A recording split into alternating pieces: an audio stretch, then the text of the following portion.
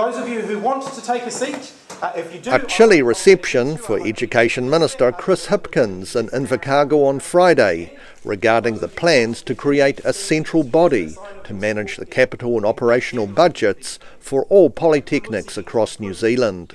4 days on, tonight we'll see Hipkins speaking at the Otago Polytechnic, whose chief executive recognises the need for change. The general direction of the reforms we think is a positive move for New Zealand, for tertiary education in New Zealand. Kerr's concern is shifting the majority of administration to Wellington will reduce Otago Polytechnic's flexibility and innovation.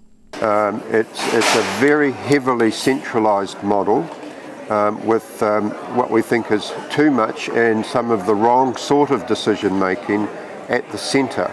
Education Minister Chris Hipkins says while he's pushing for a centralised administration, he's envisaging the regional polytechs will still stay open.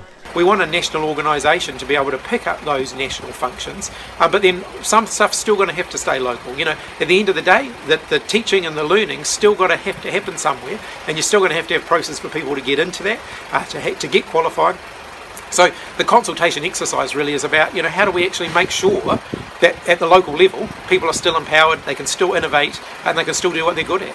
Kerr's hopeful the Education Ministry will take on board the objections of the campaigners in the south. The only way you get a good idea is to put it out there and then listen to what people are saying, and in a way that's the point, isn't it?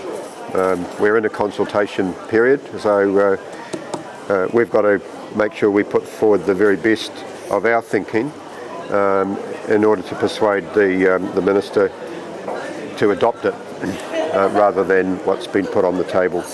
Tonight's meeting at the Otago Polytechnic Hub is set to run from 5 to 7 p.m, with the public consultation period closing at the end of the month. In Dunedin, for the South Today.